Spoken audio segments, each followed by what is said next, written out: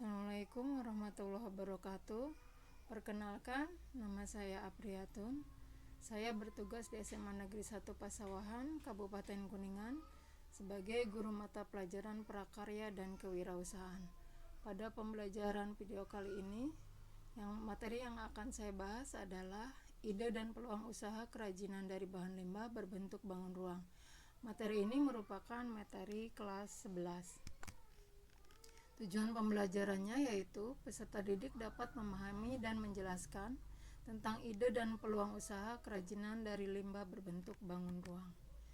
Tujuan analisis peluang usaha dan alasan menganalisis rencana wirausaha. Yang pertama tujuannya yaitu untuk mencari dan melaksanakan kegiatan usaha yang menguntungkan. Sedangkan analisis alasannya adalah 1. Mengenali kelemahan-kelemahan yang dapat mengakibatkan kesulitan-kesulitan keberlangsungan usaha. Yang kedua, mencari strategi alternatif dalam bidang penjualan, bauran produk, investasi, pengembangan staf, pengendalian usaha, dan pengendalian biaya, dan lain-lain.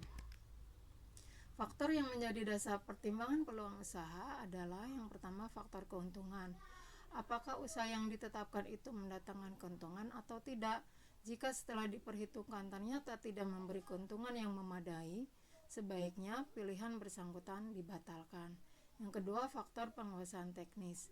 Cara pembuatan produk kerajinan perlu dikuasai atau dipelajari dengan baik oleh para karyawan atau pengrajin. Yang ketiga, faktor pemasaran. Harus diteliti kemungkinan pemasaran dan prospek pemasarannya di waktu mendatang. Yang keempat, faktor bahan baku. Bahan baku merupakan faktor penting yang ikut menentukan tingkat harga pokok dan kelancaran proses produk usaha kerajinan. Yang kelima, faktor tenaga kerja. Faktor tenaga kerja ini perlu dipertimbangkan adalah tersedianya tenaga kerja yang murah dan kemungkinan untuk memenuhinya baik jumlah, keahlian maupun jasa. Yang keenam, faktor modal. Perlu dipertimbangkan kesesuaian antara modal yang disediakan dan kebutuhan jenis usaha kerajinan yang dibutuhkan. Yang ketujuh, faktor resiko. Tingkat risiko yang akan ditanggung perlu dipertimbangkan dengan besarnya keuntungan yang akan diperoleh. Yang kedelapan, faktor persaingan. Perlu dipelajari situasi yang terjadi dan disesuaikan dengan kemampuan menghadapinya dalam hal modal maupun pemasaran. Yang kesembilan, faktor fasilitas dan kemudahan. Fasilitas yang dibutuhkan untuk operasi usaha kerajinan dan kemudahan penyediaannya menjadi pertimbangan. Kemudahan yang mungkin dapat diperoleh dari pemerintah seperti pajak dan lain-lain. Yang kesepuluh, faktor manajemen. Pertimbangan penting lainnya adalah produk pengelolanya yang paling sesuai dan bagaimana kemampuan pengusaha untuk mengelolanya. Hal ini sering diabaikan dalam mendirikan perusahaan kecil.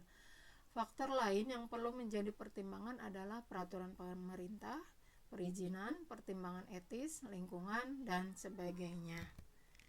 Faktor yang harus dipertimbangkan dalam menentukan jenis usaha kerajinan antara lain, yang pertama, jenis usaha yang kerajinan yang sesuai dengan hasrat dan minat. Jenis usaha kerajinan yang benar-benar akan membawa suatu keuntungan.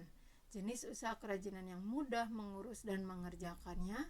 Kemudian jenis usaha kerajinan yang mudah memeliharanya. Jenis usaha kerajinan yang produknya disenangi dan dibutuhkan konsumen. Kemudian jenis usaha kerajinan yang bahan bakunya mudah didapat. Kemudian yang terakhir, jenis usaha kerajinan yang mendapat dukungan serta perlindungan pemerintah. Analisis SWOT. Menganalisis peluang usaha harus dimulai dengan perencanaan yang matang dan penuh perhitungan tentang segala kemungkinan yang akan mengagalkan usaha. Dengan menggunakan analisis SWOT, strength, kekuatan, weakness, kelemahan, opportunity, peluang, dan threat, ancaman, akan dapat mengetahui peta peluang usaha dan ancaman apa yang ada. Manfaat informasi intern dan ekstern bagi wirausaha antara lain: 1. Di mana usaha itu ada peluang untuk maju dan sukses.